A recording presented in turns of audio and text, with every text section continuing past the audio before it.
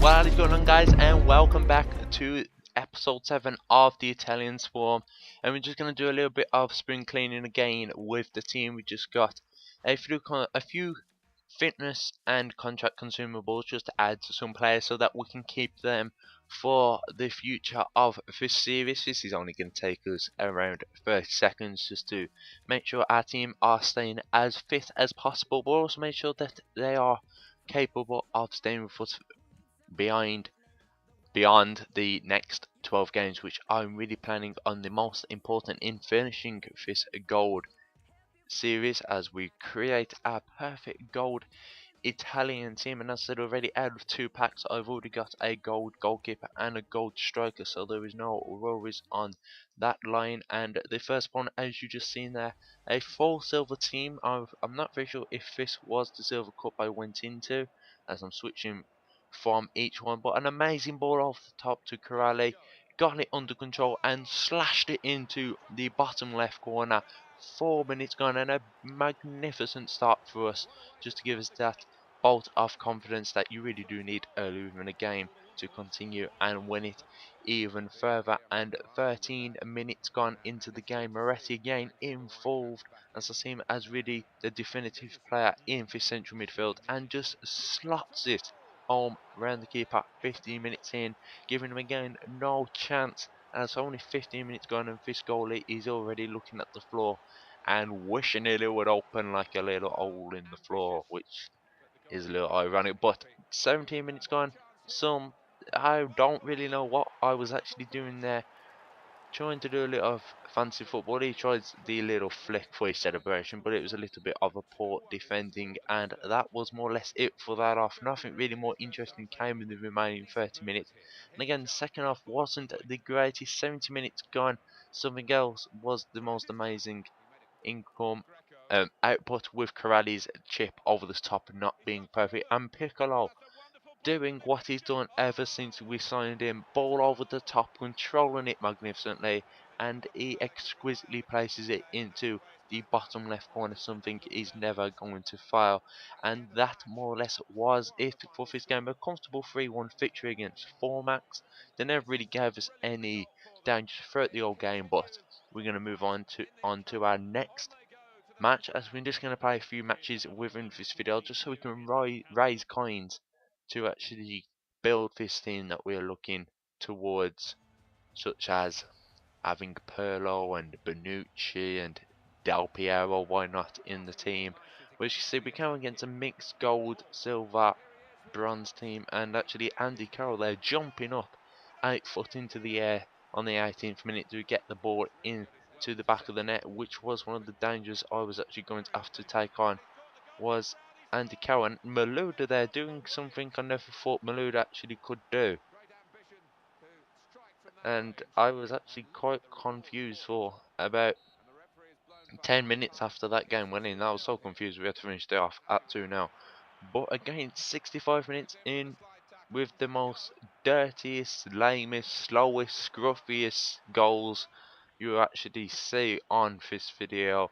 But we kept it coming. 3-0 down. Who crawls up into a little ball and starts crying when you're 3-0 down? No one. He tries to kick it back into the goal there with celebration, but 3-1, and the game was on. A lovely ball over to Greco, and he's never going to miss an opportunity to get us in to the lead. But well, that wasn't really into the lead, back into the game to make it 3-2. But I was playing against an opponent who thought it would be fun when he gets scared to start passing it along his defence, and you'll see now how he kicks it all the way back to his central defenders, because he's scared that I'm going to get his little legs and rip up his little team and make them start to draw 3-3.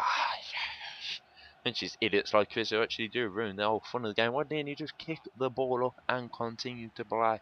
But the bad thing was, I was actually so attacking that when he got forward, he actually did score, and we actually did get some revenge in him, tripping him up 2 times just to get a little bit of revenge for him scoring that little dirty goal. As you can see there, oh, little slap by him, but the goalkeeper now is having none of him, as Petrov is floored 2 times. I don't know if it's part of his celebration, but it's definitely something to keep him scared. And again, you can see passing the ball along his defence all the way back to his goalie. He's got a very strong gold players in. He may have bronze and silver players in, but he has got quite a strong team. And I don't know why he didn't just go into defensive mode. But this was probably why, because every time I got forward, I did look like scoring. And Corelli again there into the back of the net. 90 minutes gone, but it really wasn't enough as he kicked off and kicked it all the way back to his goalie again. So that ended that match 4-3, and we're going to get into our last game of the video as we came up against a full 4.5 star 100 chemistry team. Teams like this, you don't know, they're either going to be magnificent or they're going to be terrible. And 8 minutes in, him hitting the crossbar was like, oh jeez, this game's not going to be good. But his rebound shot made me feel quite happy, and that amazingly was the only important thing. You may say there that there was about 12 shots in the game, but they were all like crosses going wrong. And 50 minutes in, a magnificent header started up the second half in the most exquisite way possible. And headers like that, you place them into that area, you're never really going to mess up. And Rensetti trying to get a finesse shot into the corner, but Corelli getting in a little crumbly goal. But his third goal in 2 games for the silver striker, as now he's showing why he should actually be played over Piccolo. Well, Piccolo is bronze, so that is more or less common sense. And Sukia completing our route from what we had a very boring first half. The second half turned out to be a much more interesting game, but Twister Fister ran forward here with Jafino, and it was always going to happen that winning a team 3-0, they're going to go for a little dirty, sweaty goal, and Walcott and Jafino there celebrating like Arsenal had won something.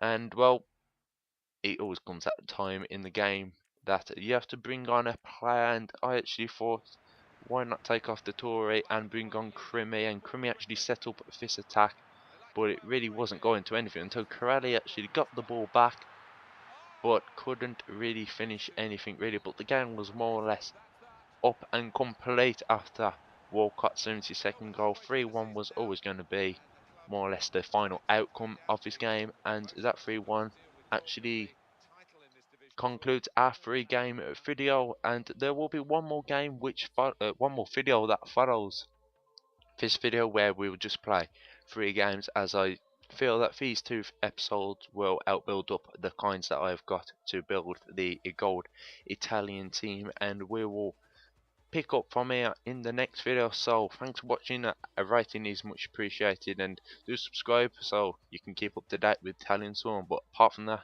I'll see you later.